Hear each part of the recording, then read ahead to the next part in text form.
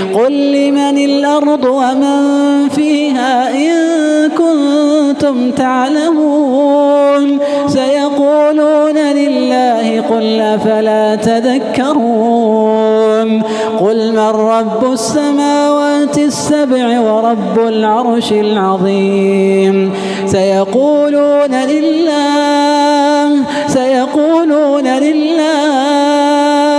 قل أفلا تتقون قل من بيده ملكوت كل شيء وهو يجير ولا يجار عليه إن كنتم تعلمون سيقولون لله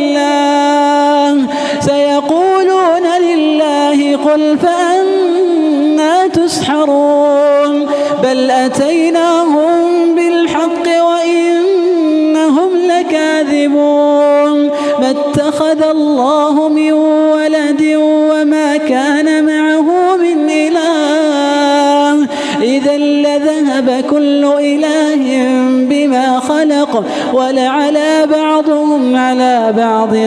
سبحان الله عما يصفون.